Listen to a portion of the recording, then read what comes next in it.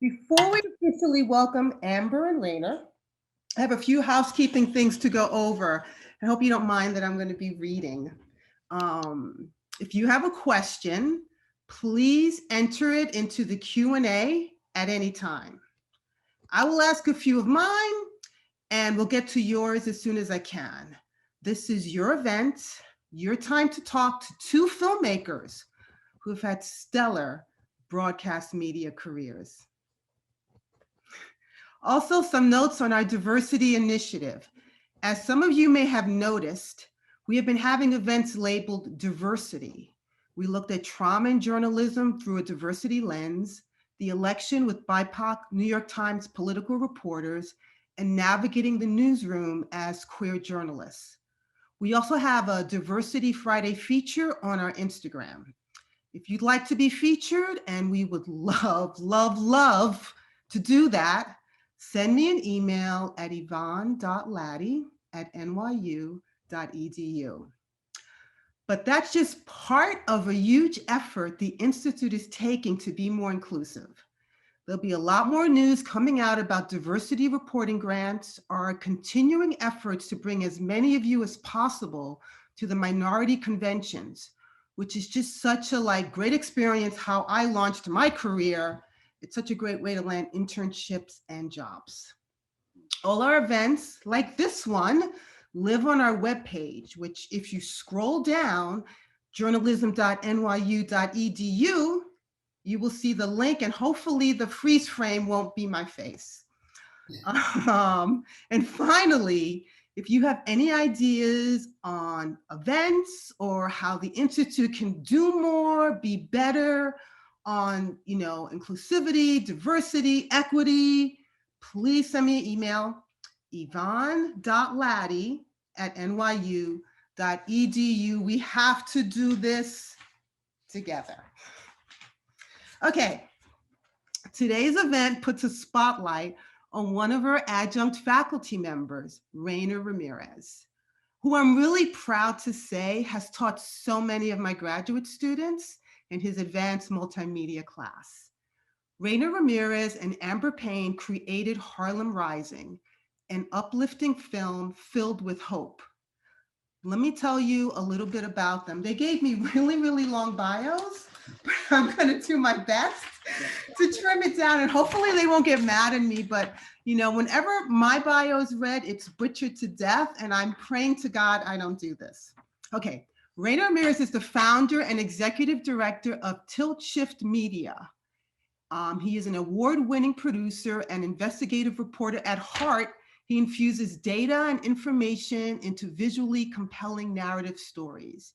He's the recipient of several Emmy Awards, including one for video production and another for the craft of writing, and DuPont Awards for coverage of Hurricane Katrina and for the 2018 film, Let It Fall.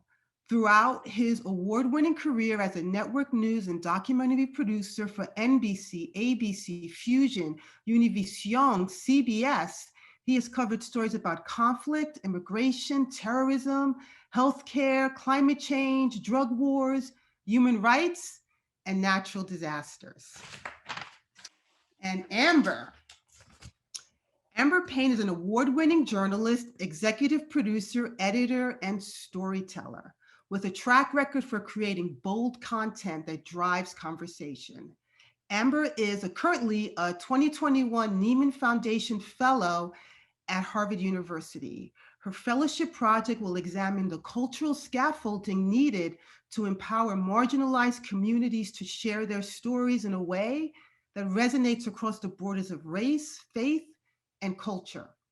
She was most recently served as VP and managing editor of BET.com, overseeing the daily editorial output of the website and leading digital video strategy for BET Digital. Amber served as the executive producer of Teen Vogue and Them, managing enterprise video strategy and production for both brands. Prior to this role, very impressive folks, huh? Prior to this role, Amber was the founding managing editor of NBC BLK, a section of NBCnews.com dedicated to telling stories for and about the Black community. Before taking on this role, Amber was an award-winning producer at NBC Nightly News, where she produced breaking news and feature stories. She's covered stories throughout the US and the UK, Ecuador, and parts of West Africa and South Africa. Welcome, guys. I hope I did okay. Thank you so much. Before we start, Amber and Rainer are also married. And I thought there's a video I want to show you guys that I think really encapsulates their relationship, news, the job. So I'm going to share that with you right now, and then we're going to move on to our conversation. Okay, so I'm just going to share my screen. All right. Excuse all my stickies and crazy stuff. And here we go. I see a mother to be. I see myself as a Black woman, a multiracial, biracial woman. I see someone who's lucked out in life, really. I mean, I've had many fortunate events that have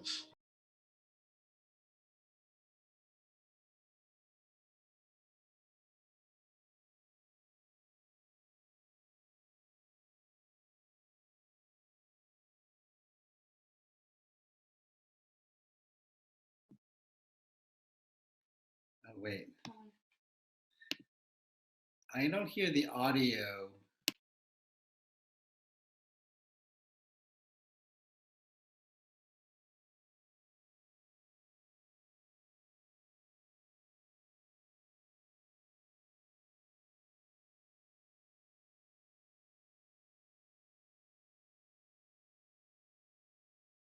Tell her.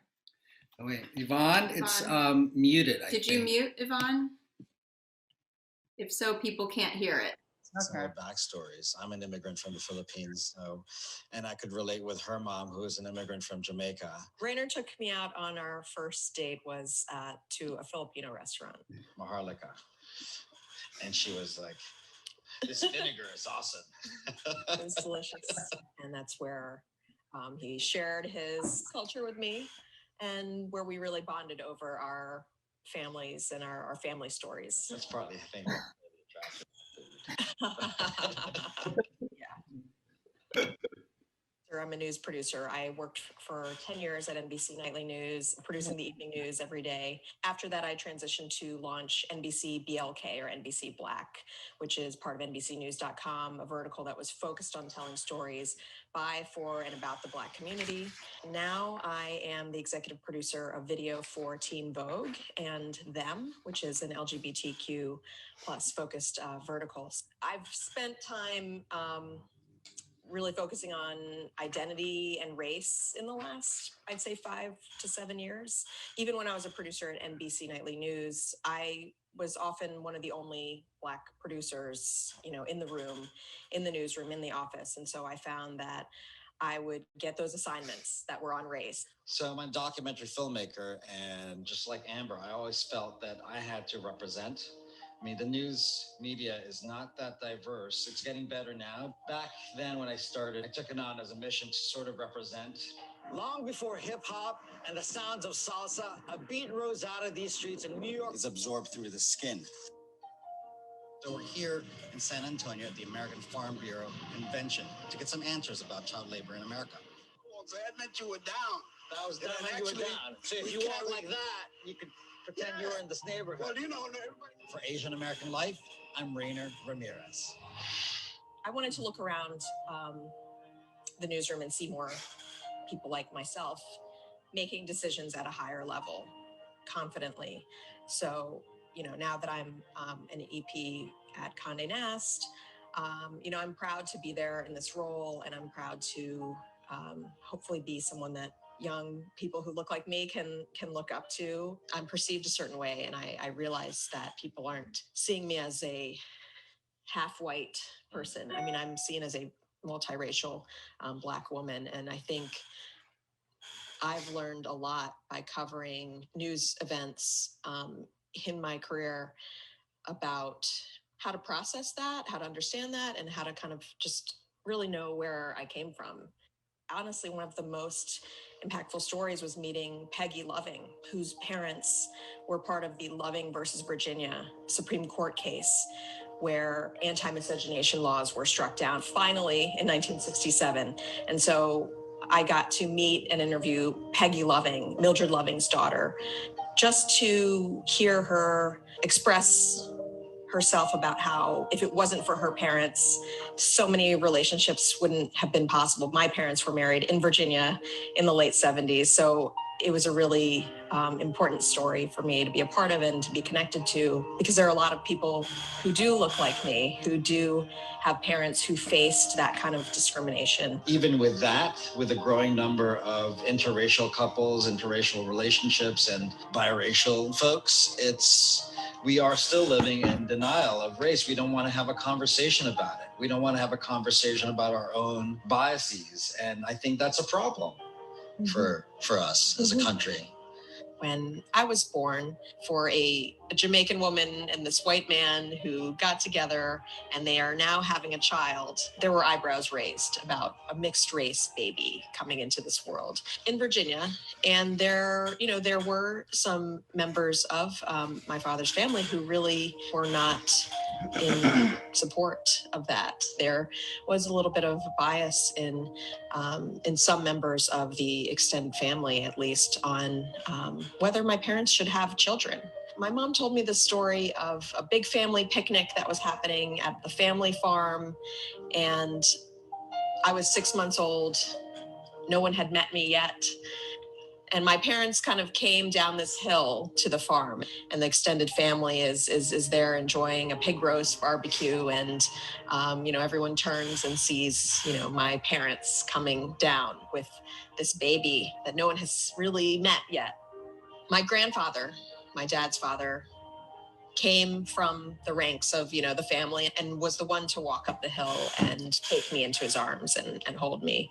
By that gesture, as, that patriarch, really, it meant a lot to my mom that he came out and did that. I thankfully grew up being completely embraced by, the family. There was just tension at the beginning there. That gesture just symbolized everything for her and made everything great. And I think that's what people need to do. They need to just break ranks among their family, their peers, and really open up. I think we're thankfully in a different time now. A little bit. Hopefully. Yeah, I think so. We live in New York, so we don't experience any kind of bias towards our interracial relationship, but that we're aware of. Why do we have this problem talking about race? What is racism, and how do we, I don't want to say how do we fix it, because that's like a idealistic, right. But how do we explain it? How do we explain it to younger generations? How do we, make sure that they have that context of what happened in our country that put us in this place? Okay. Yay. I love that. This is my on-camera shirt. Yes. Wearing the same shirt. Well, I want to apologize for the technical snafu. I teach a lot in person and not on Zoom, so. But I don't know, the video really moves me. So anyway, let's talk about the film. Where did the idea come from? Well, so the Harlem Children's Zone had been in my mind for decades now. I mean, I actually pitched it to Dateline about 15 years ago, and they said no. I forgot about it. And then a few years ago, a friend of Amber's came over our house. She happened to work at HCZ, the Harlem Children's Zone. And then that same week, someone else sent us a request for proposal. Harlem Children's Zone had all this archival footage they didn't know what to do with, and they were looking for somebody to make a documentary. And we were like, oh my gosh, what an incredible opportunity. So we put a pitch together in a week and sent it to them. And we were chosen, our production company was chosen among dozens to do the documentary. So it just kind of worked out. It was serendipity, really. So, so that sort of came with funding then. So once you put in the proposal, you got the fund, which is perfect. A nice way to do things. Yeah, yeah. Doesn't always work that way. Doesn't always work that way. But yes. How long did it take to do it, to produce it? So in that video you saw, Amber was actually pregnant, and we just started pre-production on the film, and our daughter is now 2.5 years old. So about 2 years. about 2 years. About 2 years. And so what? Yeah, yeah. I mean, it's a long documentary. It's almost 2 hours. Yeah, yeah. It was, well, a lot of it was driven by the archival footage that they had. Originally, they had like 400 hours of archival footage. And after 6 months, we put together a sizzle reel, and they discovered 1,000 hours more of archival footage. We eventually digitized 1,200 hours of archival footage from HCZ that they'd collected over the years, right? And this is footage shot by Black and brown kids during the 80s, 90s, early 2000s. So it was really important for us to include that footage in the film. Yeah, I think that was the part of the documentary that really got to me because, having grown up in that community, seeing it like that, I haven't seen it in motion, especially. And the stills, it was just extremely powerful. So they gave you all this archival footage, and then you had to go through it and figure out sort of what fits. Like, how do you even make that kind of a decision?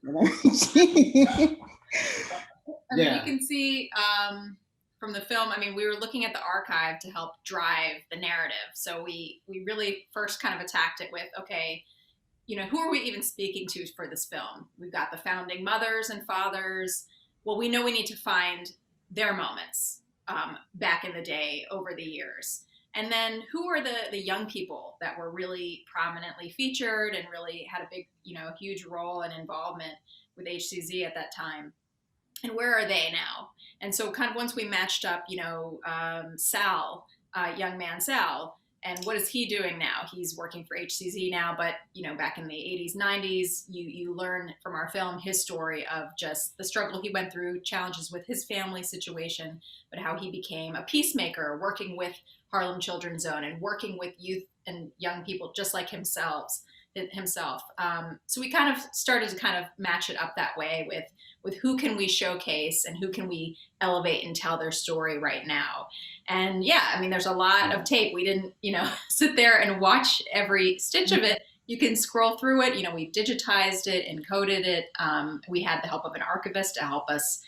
We had a very master spreadsheet grid to help to kind of fill in the holes where we needed, when we needed to reference a street corner or reference a person, and we could just kind of flip back to that and refer to it. But I think that's for me what made it the most fun, was that we had this archive. I love seeing even just feature films that have that really do reflect and show, original archival footage of that moment. Yeah, but backing up, I mean, it was finding characters was really finding a needle in a haystack, because when we got that, when we were chosen to do this film, I was like, great, this is really exciting, we're going to do a film. And then I go to the office and all the tapes are in boxes, and it's all in VHS, multiple media, formats of media, VHS, DV tapes, CDs, like old beta tapes. So we really had to digitize that first and really go through it. And we had a great in-house archivist, Gemma Weiner, who really helped us pare down the footage for us. And I knew Sal, who was working at HCZ in their communications department, but I didn't know that we had footage of him from back in the day until much later. And when I saw his footage from back in the day, I was like, okay, he's one of our main subjects. Yeah, I really felt the archival footage was just incredibly powerful. And if anything, I thank you guys for doing it, for doing this work, because it's important for people like myself to be able to look back and see the communities that they're from, be, in film, which is something I feel is really missing, like any kind of real context to the experience of Harlem and the inner city of New York in the 70s, 80s, and 90s. But okay, so I was really struck by this line in the film, "No one is coming to save us." And like seeing Black men leading the charge to solve, these really intense issues that's plaguing the Black community, was plaguing Harlem at that time. I mean, it was incredibly powerful to see and incredibly inspiring. But then on the same token, I was really struck by the fact that when they wanted to build a school near the projects, the community of the projects was like, no, we don't want it. And you didn't dig too deeply into that. And I wondered why didn't they want the Promise Academy there? Like, why not? Well, I think we touched on it a little bit, but I think there were a lot of issues going on at that time. I think that was 2000, mid 2009 or something. But I think the community had a lot of experience with distrust and just being relegated as a community by the Board of Ed for a long time, and just had distrust of authorities. And we couldn't really get too much into it because there were a lot of different factions also within the community. People didn't want, they were going to open up a throughway through 129th Street. It was a cul-de-sac at one point, and HCZ basically built a throughway through that block. But I think it's generally just a distrust of authority, really. Yeah, I mean, education and education system. and an education system that's just not been really Historically hasn't been for them. Yeah. Do you think there was any fear of gentrification? Because around that time is, Harlem now is so different than what it used to look like. And there's been a lot of positive changes, but a lot of those changes seem designed to attract white renters, Yeah, I mean, I think there was some of that too, but I think it was also just they were accustomed to that the situation there, and they weren't really sure how HCZ would be so inclusive with the community, right? And I think it was good to have a little bit of resistance because it was an opportunity for HCZ to really engage with the community within the St. Nicholas Housing Project and say, hey, you know what? This is not just for the kids, it's for the whole community, right? It's not just for the pre-K, it goes all the way to the older population because they have programs there for seniors as well, and they provide health care too. So it worked out. So we had to win them over. I think that's what it is, winning them over, that this is also for the whole community, not just a school that's just going to impact a small amount of people. A lot of people think of Harlem Children's Zone and they think of the charter schools. They just think of the charter schools. And so that's one thing we were able to, of course, get at in our film, that they have so many different pieces and arms to them.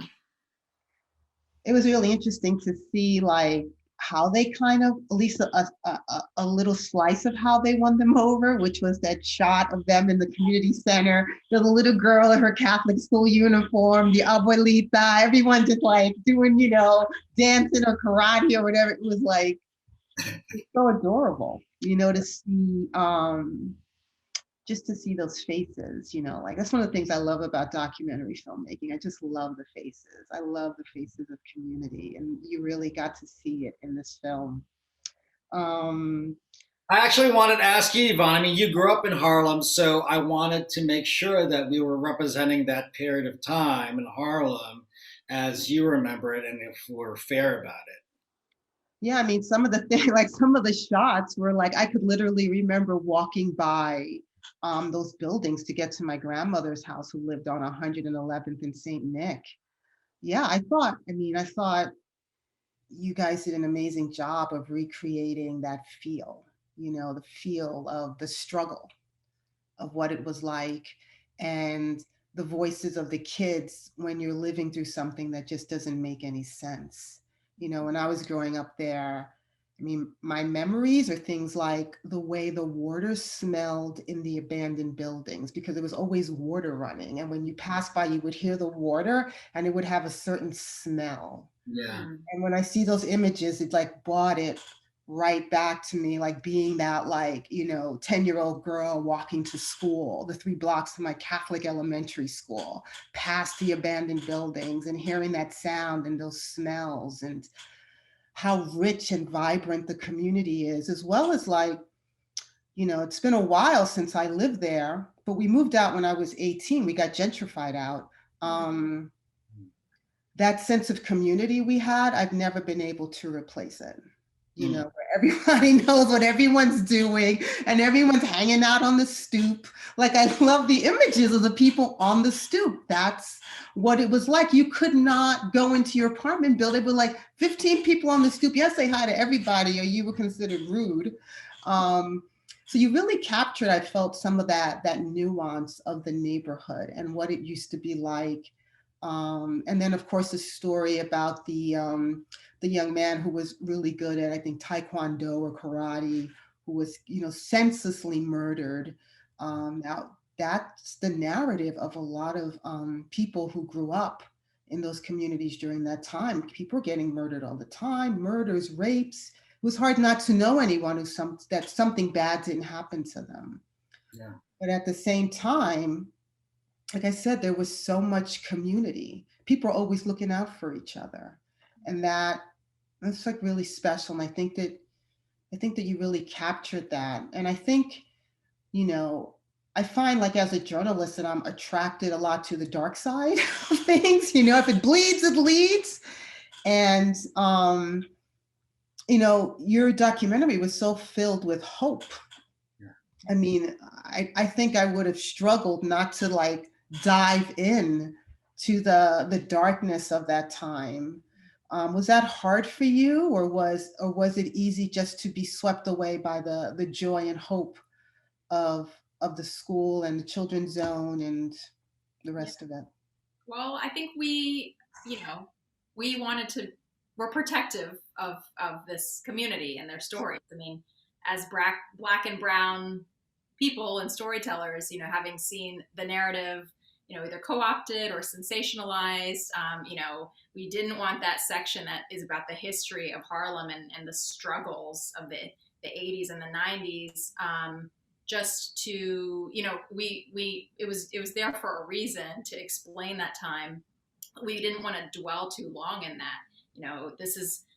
These black kids in Harlem were vilified. They're called super predators. There were punitive policing measures that were put against them. There's a whole lot that we don't get to tell, and that's a whole other documentary. That's a whole other huge important story. So we just wanted to be able to empower this community to tell their story too. We wanted to in this film, we wanted you to hear directly from Raina and Sal and these other young people, and have them tell their story and have them talk about, we don't want to be perceived this way. We are trying to have a better life. We're trying to have a great life. We are not what you think. We're not what the media says about us. So I think we were very sensitive to that in terms of just the images that we had. We had an initial sizzle reel cut where we had a lot more imagery and news clips of just Harlem and the horrors that were going on there. And we actually did pare that down because we didn't want it to seem like we were trying to, just capitalize on that part of Harlem's story. It's part of the narrative. We're weaving the history of Harlem in with the history of HCZ, so you understand why they came into existence. So, yeah. We have a question here for you guys, for Amber. Amber, and it's from Marianne. Amber, how have you been able to take your experience producing Harlem Rising into your current platform as a fellow at Harvard. And think about the work of HCZ being in alignment with your platform to build a scaffolding for communities, which was beautifully illustrated in the film with respect to depending on community buy-in and involvement.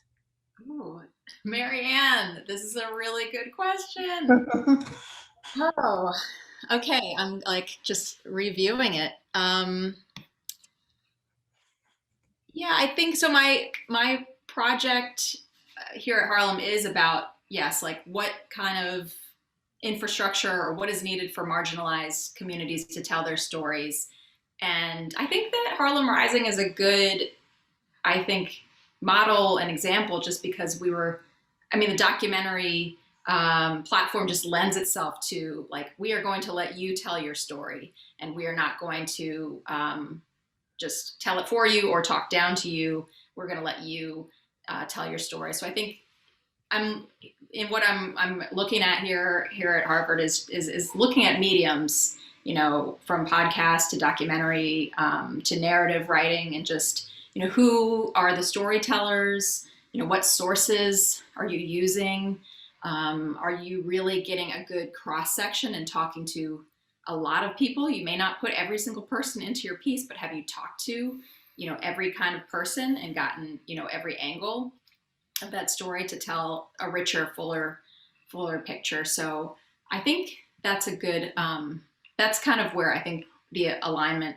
happens. And yeah, when you involve the community, you can get that buy-in from them. So I think those are a lot of layers that I think can come together in good storytelling. And also, I just want to add that the scaffolding for the film was really the community of Harlem too, because, like I said, the archival footage was shot by Black and brown kids and a lot of after-school programs in which they were telling their own story. So what we did really was collect some of those stories and kind of lay it out in this narrative within the history of the Harlem Children's Zone, so that it was kind of cohesive. And we're just really amplifying those stories from that period, from those different periods in Harlem's history. Here's a question from a student. How did you get so many interviewees to talk, and how did you select them? Sorry. Sorry, guys. Oh, Home studio. Home studio. There you go. It's okay. Okay. All right. So we interviewed like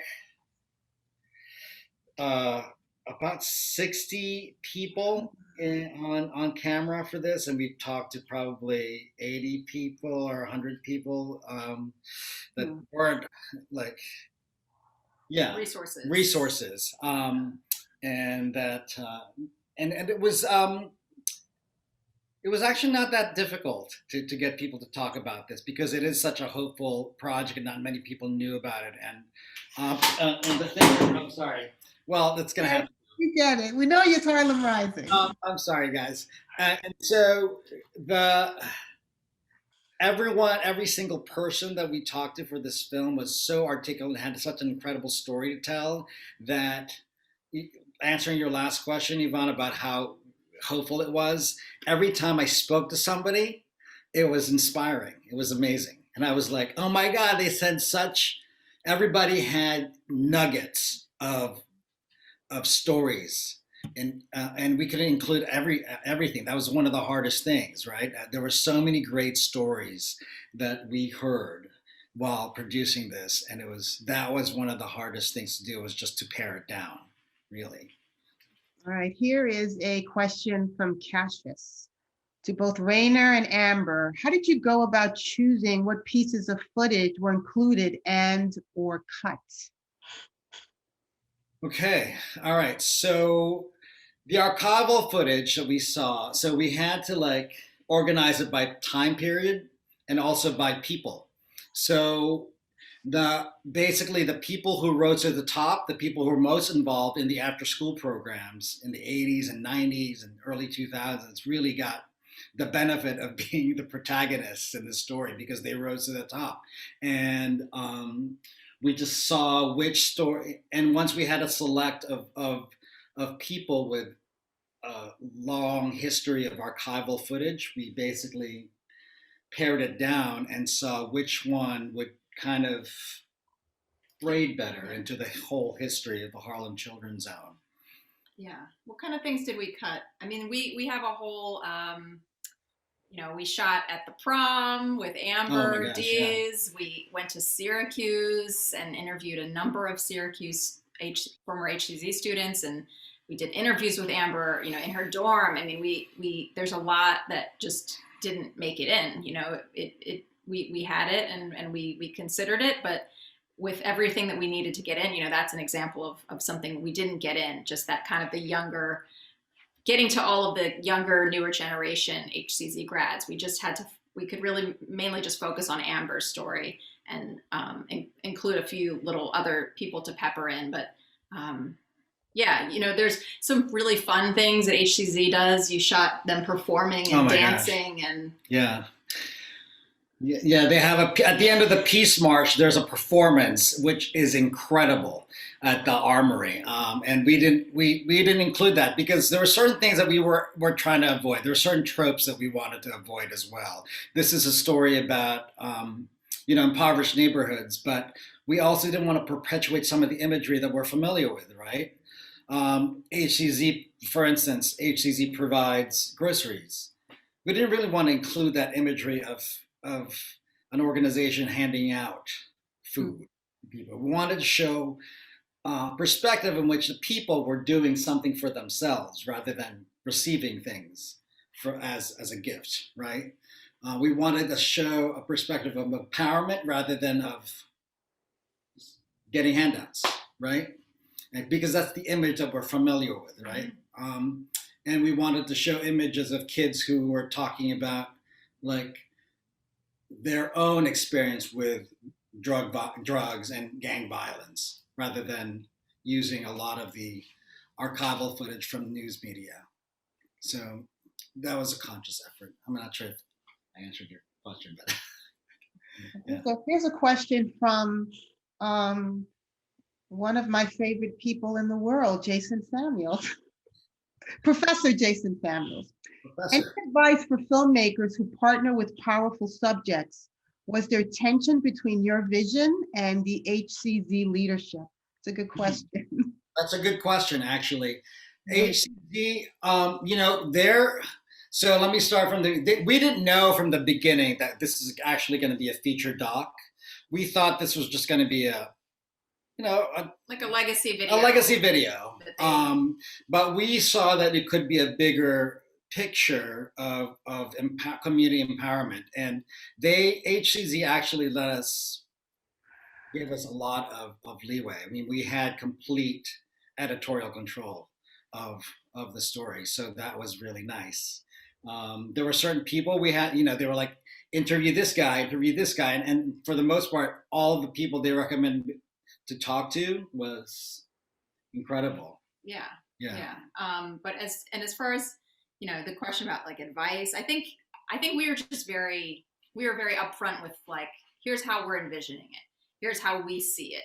And so just really keeping them posted every step of the way, maybe even justifying to them. I think there was one time where we did a screening of one cut and somebody said, oh, but that's out of order. That happened in 1980 and you have it here.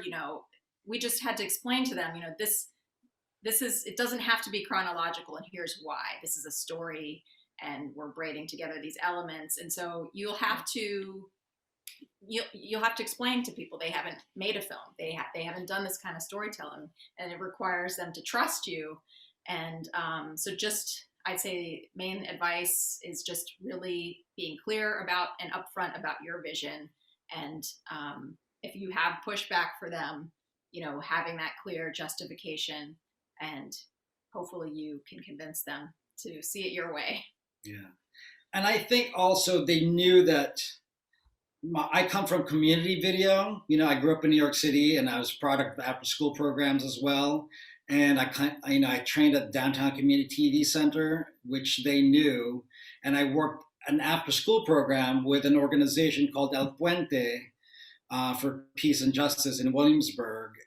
and that was a sister organization. So there were all these little links, connections between me and the people who worked at the Harlem Children's Zone. So they knew I was part of this community, and they were really kind to just embolden me to embolden us to have creative control. And also, it helped that in our proposal we had a pretty detailed story arc already, and they knew where we were going. We didn't know it was going to be a real feature doc until we put together a 10-minute sizzle reel 6 months after we started production, and then we were like, okay, this could be, yeah, this is a feature doc, basically. Okay, here's a question from Colin. I'm curious how this project is similar to Rayner's earlier pitch about an HCZ documentary. How similar was the project to what you tried to make 15 years ago? Is there any authorial difference when you have to compete for the rights to the project versus when you are leading a pitch? That's a great question. So when I pitched it 15 years ago, HCZ just started their charter school. And what I wanted to do was follow kids as they grew up through the pipeline, because I lived uptown in Washington Heights and I would pass by Harlem, and I offered that I could film it myself. And so I wanted to my pitch was to follow kids over the years, right? And they said no to that, of course, but basically it's a reverse engineering project. What we did, we just basically found the kids who had archival footage, and we did it that way. Okay, so this is something we talked about a little bit earlier about the folks who live in the projects. And Selena wanted to know, in the film, the antagonism or distrust between HCZ and the community is not remarked. Is this a conscious choice? I mean, was there more people besides the folks in the projects? I mean, HCZ started out as a small after-school community program. They were known as Reedland Centers, and they've grown to cover 100 blocks of Harlem, right? They have a $120 million budget every year for 10,000 kids. So they have a huge span, and because they have a huge span, there's a lot of critics also of HCZ. And we were tasked with doing the history of HCZ, and we tried to touch on some of the criticisms it had, but it was sort of, could we have dwelled on some of the negative stuff? I mean, we could have, but we did touch on like some of the mistakes that they made when they first started the school, and they corrected those mistakes. So it wasn't a real conscious decision, but we were focused more on telling the history and see how things could be done, right, by other communities. That answers your question. Hello, this is from Martha. Hello, Amber and Rayner. Can you both speak about how the last 6 to 7 years of New York City's racial history affected your approach to making this film? Oh, that's deep. That's deep. Oh, wow. Well, I know that, like I said, the history of Harlem being portrayed in such a negative light, kids in Harlem, and I don't think it's changed much in the last few years, but we're vilified, right? The Central Park Five came from Harlem, and group of black and brown kids back in the day, they were just labeled as, if they were walking down the street, they would be labeled as wilding, right? Super predators. And so we were really conscious about of creating a counter narrative to what people perceived Harlem to be and what people perceived black and brown kids to be. Yeah, and I think, right, and I think that's also reflected in just some of the scenes and the way that we shot these interviews and the way that we shot, footage of the projects and inside a home in the projects. And, I think that interview in that home in St. Nicholas Projects is just so beautiful. And she's looking out her window and they go down the hall. It's just a very simple scene. I think it could have been very shot in a way that is more exploitative of the community. But we were trying to show the change that was made. And yeah, I think that is a conscious decision. I mean, in the last 6-7 years, you know, films like The 13th or just, you know, news reports about, you know, the stop and frisk policies changing. And that was definitely in our minds, especially when we were making that act of the film that does talk about the history of Harlem. But we just wanted to it just maybe made our resolve even stronger to just show like this is such a beautiful community and these people are very beautiful and strong and, you know, have this will. And that has been that way over time. And you don't see those scenes of people cleaning up their community and sweeping up and rebuilding. I've never seen the footage before we had it. So we wanted to make sure that part was very prominent, you know, as much as we need to show the abandoned buildings and some of that, you know, the darker times, we wanted to show like the people who were really have been working on, you know, keeping their community beautiful and strong. And there was no white savior, you know, there wasn't. But yeah, I mean, that could be You know, it was, you know, yeah, it was Black men, a lot of Black men. yeah. I think that was such a powerful image for me personally, Yeah. because of what you see in the media all the time and the narratives you hear constantly about Black men and Black communities.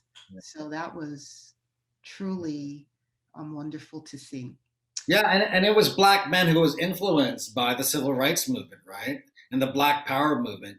They got together in college, they got scholarships at Bowdoin College, and they were like, we've got an opportunity for ourselves, let's help others. Mm-hmm. And it was an incredible commitment to have with each other. And that's what when I first heard that story, I was like, oh my gosh, we got to go back to Bowdoin and kind of include that history as well, because it's not really covered much, right? We don't really know how those opportunities for college education opened up more opportunities for kids in Harlem.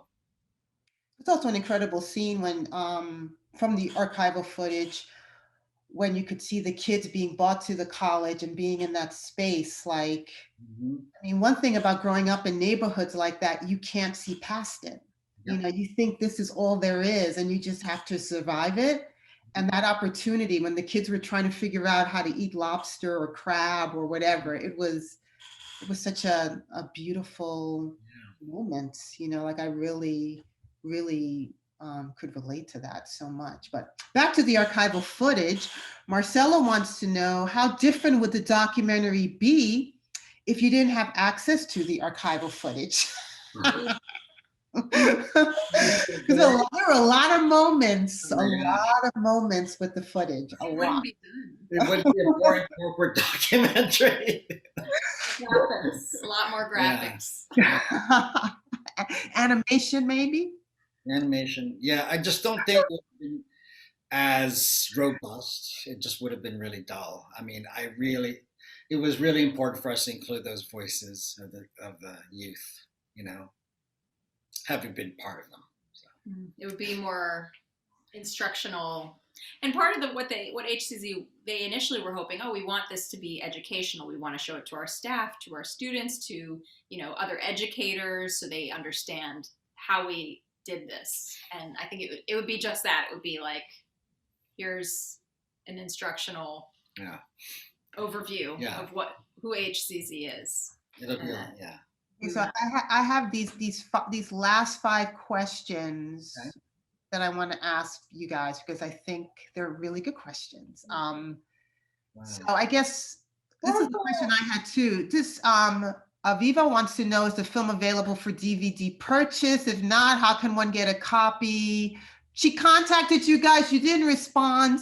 But the thing we had talked about before was how difficult it is to get a distributor and to even get this type of work shown, especially during a pandemic.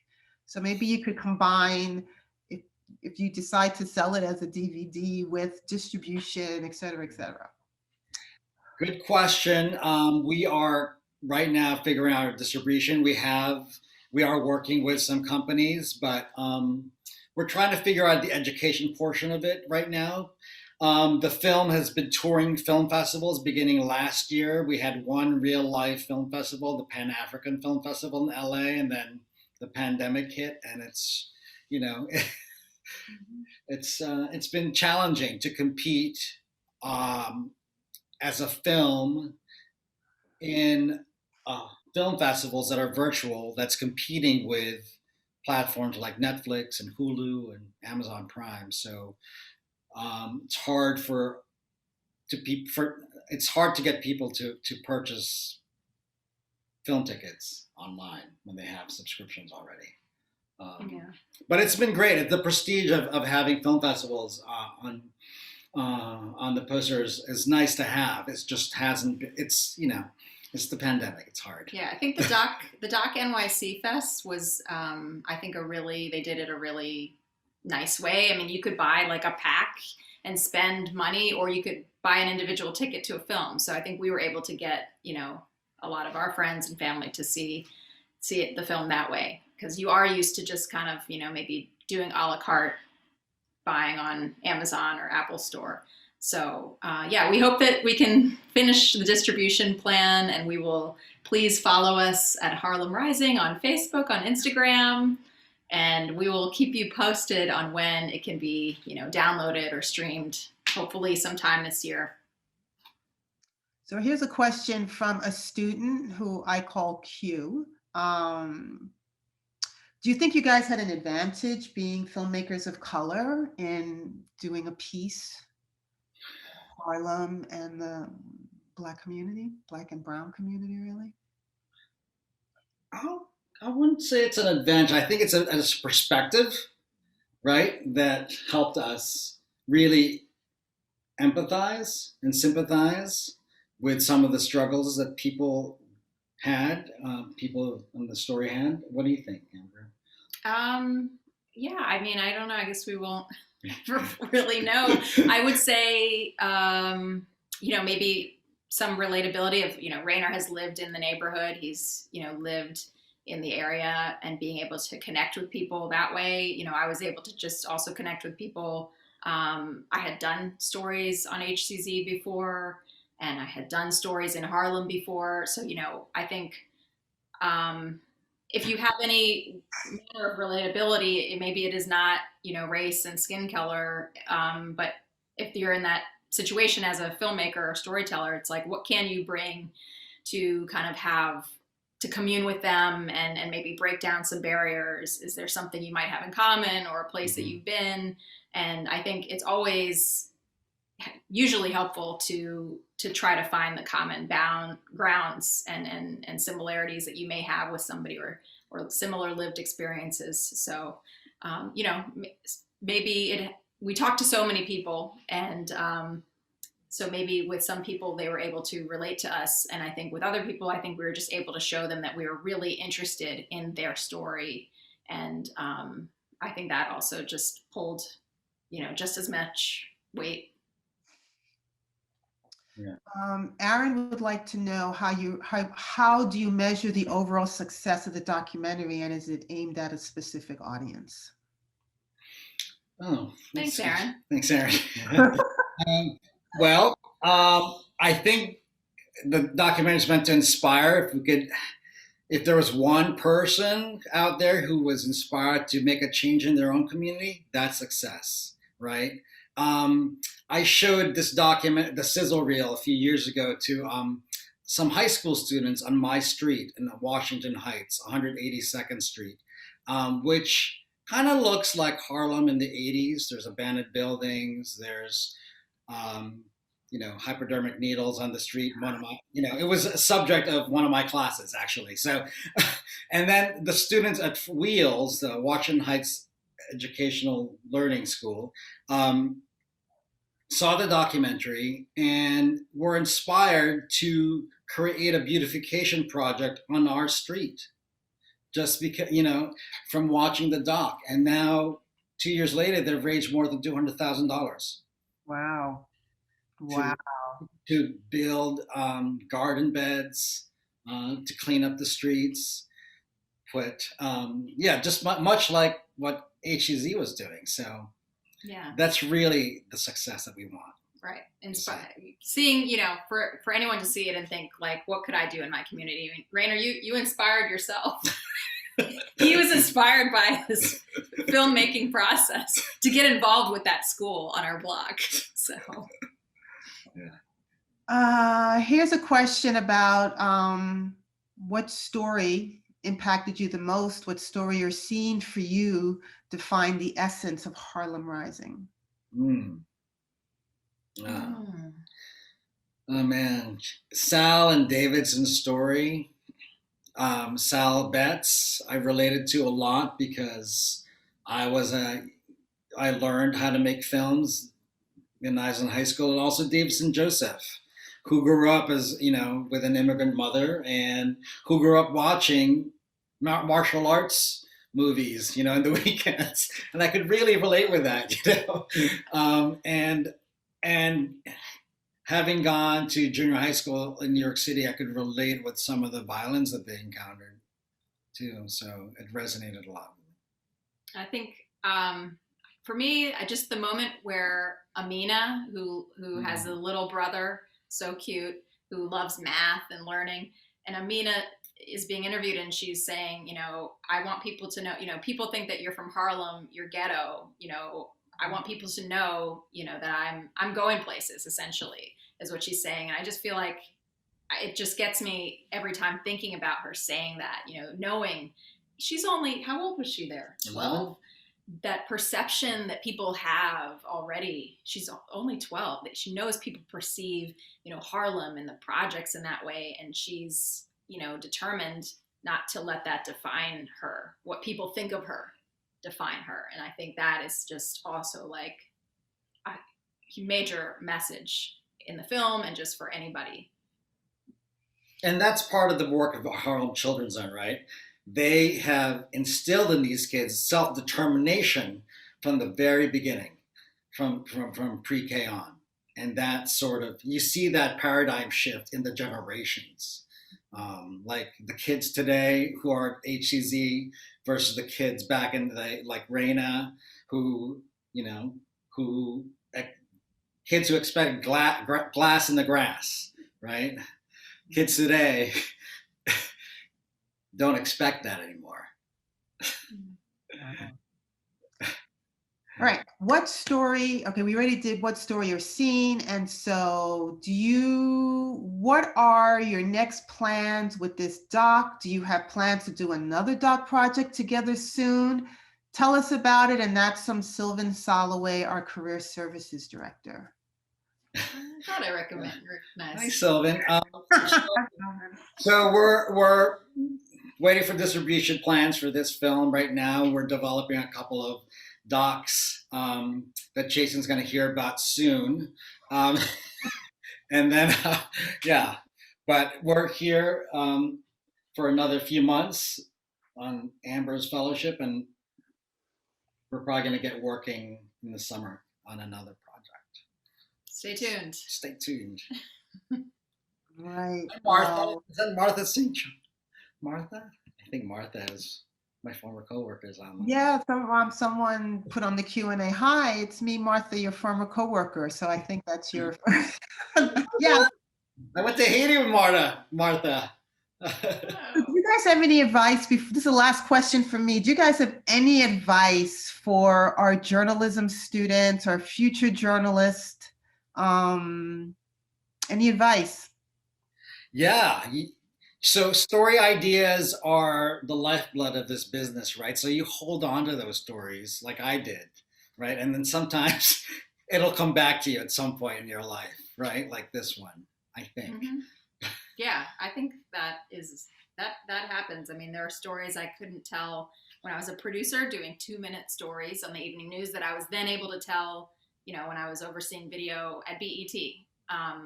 If a story sticks with you, it's sticking with you for a reason, and don't, you can put it aside and come back to it. And how you can tell it differently. How can it tell this story differently? Mm-hmm.